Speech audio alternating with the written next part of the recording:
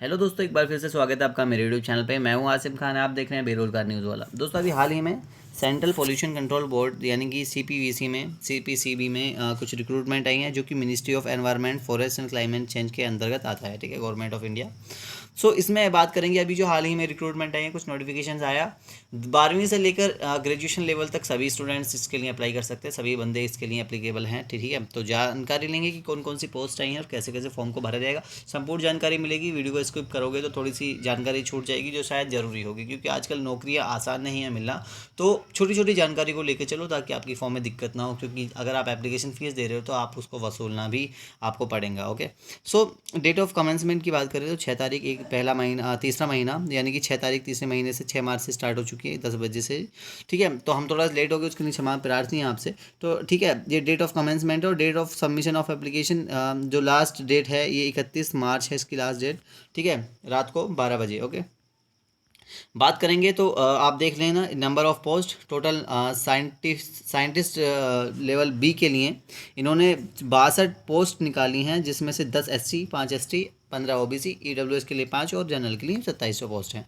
आप देखते रहना, ठीक है, आप देखते चलना और मैं आपको बताता चलूँगा। ओके, असिस्टेंट लॉ ऑफिसर के लिए 6 पोस्ट हैं। इसी के साथ साथ दोस्तों असिस्टेंट अकाउंट्स ऑफिसर के लिए अगर मैं बात करूं तो इसमें एक पोस्ट है। सीनियर साइंटिफिक असिस्टेंट के लिए 16 पोस्ट हैं और मैक्सिमम जो साल है 30 साल से अगर आप ऊपर के हो तो इस एप्लीकेशन को सबमिट नहीं कर पाओगे। ओके, टेक्निकल सुपरवाइज़र के लिए बात करूँ तो 3 इसमें एक ही पोस्ट है। इसी के साथ साथ दोस्तों असिस्टेंट के लिए इन्होंने ये 2 पोस्ट, ये 2 और एक 3 पोस्ट हैं और 30 साल मैक्सिमम आपकी उम्र होनी चाहिए। ओके, इसी के साथ साथ अकाउंट्स असिस्टेंट की मैं बात करता हूँ तो 2 इसमें पोस्ट आई हैं। ठीक है, और जूनियर टेक्नीशियन की बात करें तो 18 से 27 साल के बीच में आप आवेदन कर सकते हैं और 3 इसमें पोस्ट हैं। इसी के साथ साथ सीनियर लेबोरेटरी असिस्टेंट की मैं बात करूँ तो सीनियर लेबोरेटरी असिस्टेंट की बात करूँ तो 15 इसमें पोस्ट है और 18 से 27 साल के बीच आप अप्लाई कर सकते हैं। ओके, यूडीसी के लिए अपर डिवीजन कलर के लिए इसमें 16 पोस्ट हैं। इसी के साथ साथ डेटा एंट्री ऑपरेटर के लिए 2nd ग्रेड के लिए 3 इन्होंने भर्ती निकाली है। Okay, junior laboratory assistant JLA के लिए इन्होंने 15 पोस्ट हैं और इसी के साथ साथ LDC लोअर डिवीजन कलर के लिए 5 पोस्ट इन्होंने निकाली हुई हैं। ओके, फील्ड अटेंडेंट जो कि 10वीं अगर पास हैं तो आप तभी भी भर सकते हैं, तो इन्होंने 8 पोस्ट निकाली हैं, 2 रिजर्व हैं इसमें। और मल्टीटास्किंग स्टाफ MTS के लिए इन्होंने 7 पोस्ट निकाली हैं, जो कि 18 से 27 साल के बीच आप आवेदन कर सकते हो। ओके, मैं आपको बता दूं कि 62 जो पोस्ट हैं साइंटिस्ट B ग्रेड के लिए, उसमें 3 पोस्ट रिजर्व हैं उस पर्सन के लिए जो बेंचमार्क डिसेबिलिटीज़ PWD के अंतर्गत आते हैं। ओके, इसी के साथ बात करते हैं, आगे चलते हैं, सभी जानकारी मिलेगी आपको संतुष्टि के साथ। तो दोस्तों ये आप देख सकते हैं, एज रिलैक्सेशन आप देख लेना, क्या क्या आप अपने अकॉर्डिंग देख लेना। ओके, इसलिए मैं ज़्यादा वीडियो को लॉन्ग नहीं करना चाहता ताकि आपको कोई भी छोटी से छोटी और इम्पोर्टेंट जानकारी मिलने से रह जाए और आपका टाइम व्यर्थ ही बेकार हो जाए। ओके, पर्सन विद ये देख लेना, अगर आप साइंटिस्ट B के लिए भर रहे हो तो ये डिसेबिलिटीज़ यहाँ पे एप्लीकेबल हैं। ठीक है, ये आप असिस्टेंट लॉ ऑफिसर ये सब मैं धीरे धीरे आप इसलिए चल रहा हूँ ताकि आप जो है पॉज करके वीडियो को समझ सकें अपने अपने हिसाब से। ओके, अपन लोग बात करेंगे आगे कि ये जो जॉब्स निकाली हैं इनके बारे में क्या क्या क्वालिफिकेशन है। तो साइंटिस्ट B ग्रेड के लिए मैं आपको बता दूं एक बैचलर डिग्री अनिवार्य है, जो कि इंजीनियरिंग टेक्नोलॉजी में होनी चाहिए फ्रॉम किसी एक रिकॉग्नाइज यूनिवर्सिटी से, ये और जो इंस्टीट्यूट होनी चाहिए वो होनी चाहिए जो कि सिविल केमिकल एनवायरनमेंट इंजीनियरिंग में 34 जो पोस्ट हैं और computer science information technology 4 post हैं। ठीक है, जो प्रेफरेंशियल क्वालिफिकेशन है वो मास्टर डिग्री है और इंजीनियरिंग टेक्नोलॉजी में जो एसेंशियल क्वालिफिकेशन जो होनी अनिवार्य है वो है master degree in chemistry all branches. Okay, इसी के साथ साथ असिस्टेंट लॉ ऑफिसर की मैं बात करता हूँ तो बैचलर डिग्री आपके पास होनी चाहिए लॉ में। ठीक है, LLB होनी चाहिए। इसी के साथ साथ दोस्तों मैं आपको बता दूं आपके पास 5 साल का एक्सपीरियंस होना चाहिए as a officer of the state judicial services. Okay, इसी के साथ साथ या फिर आपके पास 5 साल का एक्सपीरियंस होना चाहिए लीगल डिपार्टमेंट का, किसी स्टेट के लीगल डिपार्टमेंट का, या फिर आपके पास होना चाहिए सेंट्रल गवर्नमेंट के किसी सर्वेंट का जिसने 5 साल एक्सपीरियंस होना चाहिए लीगल अफेयर्स का, या फिर आपके पास शुड बी क्वालिफाइड लीगल, ये आपका qualified legal practitioner who has practice such as 5, अगर आपने 5 साल तक भी प्रैक्टिस की है तो भी आप इस पोस्ट के लिए एप्लीकेबल है। पोस्ट का नाम है assistant law officer. Right, assistant accounts officer की मैं बात करूँ तो बैचलर डिग्री होनी चाहिए कॉमर्स में। ओके, बैचलर डिग्री कॉमर्स में होनी चाहिए और 5 साल का एक्सपीरियंस होना चाहिए सुपरवाइजरी लेवल में। ओके, इसी के साथ साथ या फिर सबऑर्डिनेट ऑडिट में account service examination accounts with 5 years experience in accounts audit and related financial works में होना चाहिए। इसी के साथ जो ये तो थी आपकी एसेंशियल क्वालिफिकेशन। डिजायरेबल जो है क्वालिफिकेशन की बात करूँ तो associated with member of chartered accountants of India और इंस्टीट्यूशन ऑफ कोर्स and works and accounts. Okay, senior scientific assistant की मैं बात करता हूँ तो इसमें आपकी processing of master degree in science, ठीक है, होनी चाहिए और 2 साल का एक्सपीरियंस होना चाहिए रेवेलेंट फील्ड में। ओके, इसी के साथ साथ आगे चलते हैं। टेक्निकल सुपरवाइज़र की भी है इसमें, तो टेक्निकल सुपरवाइज़र की बात करते हैं तो डिग्री इन इंस्ट्रूमेंटेशन इंजीनियरिंग, 3 साल का एक्सपीरियंस होना चाहिए रेवेलेंट फील्ड में। ओके, इसी के साथ असिस्टेंट की बात करूँ तो इन्होंने बैचलर डिग्री रखी है असिस्टेंट के लिए। इसी के साथ साथ और ये आपको स्किल टेस्ट पास करना पड़ेगा जिसमें इंग्लिश की टाइपिंग में आपको 25 वर्ड पर मिनट लिख के दिखाने पड़ेंगे।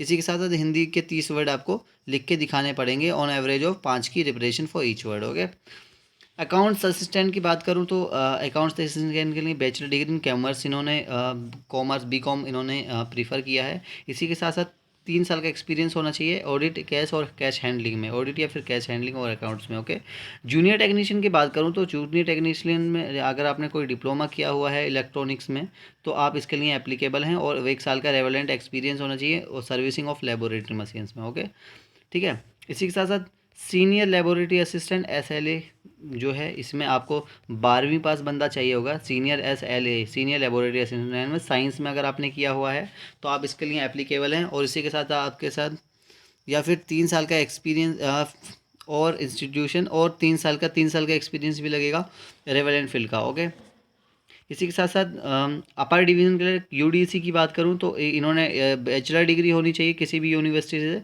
और एक टाइपिंग स्पीड का टेस्ट होगा 35 पर वर्ड मिनट इंग्लिश में और 30 वर्ड पर मिनट इन हिंदी में। ओके, इसी के साथ साथ दोस्तों डेटा एंट्री ऑपरेटर की बात करूँ तो डेटा एंट्री ऑपरेटर ग्रेड 2 के लिए है। इसमें आपकी सिर्फ 12वीं चाहिए होगी रिकॉग्नाइज बोर्ड से और इसमें आपका टाइपिंग टेस्ट होगा 8,000 की डिप्रेशन पर आवर, ठीक है, 8,000 की डिप्रेशन देने पड़ेंगे आपको 1 घंटे के अंदर अंदर, ठीक है। इसी के साथ साथ दोस्तों JDA की बात करूँ जूनियर लेबोरेटरी असिस्टेंट के लिए उन्होंने 12वीं पास मांगी है साइंस से और ठीक है सिर्फ 12वीं पास मांगी है, ठीक। इसी के साथ साथ और डिजायरेबल बात करें तो डिग्री मांगी है साइंस में, ठीक है, अगर आपके पास डिग्री साइंस में तभी भी इस पोस्ट के लिए अप्लाई कर सकते हो। ओके, इसी के साथ LDC की बात करूँ लोअर डिवीजन कलर की बात करूँ तो 12वीं पास इन्होंने मांगा है और इंग्लिश टाइपिंग 35 वर्ड मिनट और 30 वर्ड मिनट हिंदी में। ओके, इसी के साथ साथ दोस्तों फील्ड अटेंडेंट की बात करूँ तो 10वीं पास मांगा है और जो डिजायरेबल है इनकी वो है 12वीं पास होना चाहिए साइंस से या फिर robust health no and ability to swim, अगर बंदा तैर सकता है तैरना जानता है, ठीक है, हेल्थ तो वो इनका प्लस पॉइंट होगा। MTS के लिए बात करें तो मल्टीटास्किंग स्टाफ के लिए मैं बात करता हूँ 10वीं पास बंदा चाहिए होगा। अगर आपने 10वीं पास नहीं किया है तो certificate from industrial training institute in trade electrician यानी कि ITI चाहिए होगी। फिर प्लम्बर में 2 पोस्ट हैं, फिर फायर एंड सेफ्टी में 1 है और पंप ऑपरेटर में 1 पोस्ट है। ओके, ठीक है। जो अब आपको डॉक्यूमेंट वेरिफिकेशन के लिए बुलाया जाएगा तो आपको अपने ओरिजिनल डॉक्यूमेंट को लेके जाना पड़ेगा। अब बात करते हैं कि इसमें चार्ज कितना लग रहा है एप्लीकेशन फ़ीस का। तो अगर आपके 2 घंटे की जो टेस्ट है वो है तो आपको 750 रुपये एग्ज़ाम फीस और 250 रुपये टेस्ट सेशन के लिए देने पड़ेंगे जिसमें आपको 1000 रुपये देने पड़ेंगे। और अगर आप 1 घंटे का अगर आपका टेस्ट सेशन है तो आपको 350 रुपये एग्ज़ाम फीस देनी पड़ेगी और 150 रुपये वो टेस्ट सेशन के लिए देने पड़ेंगे, यानी कि टोटल 500 रुपये आपको देने पड़ेंगे, ठीक है। आगे बात करते हैं तो मैं आपको बता दूं जब आप डॉक्यूमेंट वेरिफिकेशन के लिए जाएं तो आपको अपने सारे डॉक्यूमेंट ओरिजिनल लेके जाने पड़ेंगे, कोई भी जेरोक्स या फोटोकॉपी नहीं चलेगी, राइट। सो अगर आप कहीं काम कर रहे हैं कोई सर्विंग गवर्नमेंट या फिर सेमी गवर्नमेंट जॉब करते हैं ऑटोनोमस ऑर्गेनाइजेशन में है या फिर, तो आपको अपने डिपार्टमेंट से आपको NOC यानी कि नो ऑब्जेक्शन सर्टिफिकेट भी वहाँ पे देना पड़ेगा आपका जब डॉक्यूमेंट वेरिफिकेशन होगा, राइट।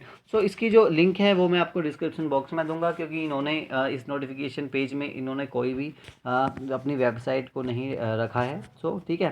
सो ओके, तो ये थी इन्फॉर्मेशन। आई होप ये वीडियो आपको पसंद आएगा। वीडियो पसंद आए वीडियो को लाइक करके चैनल को सब्सक्राइब करके बेल आइकन को जरूर दबाएं ताकि आने वाली हर एक वीडियो का जानकारी आपको डे टू डे समय के साथ साथ मिलती रहे। Okay, thank you so much for watching this video. जय हिंद, जय भारत।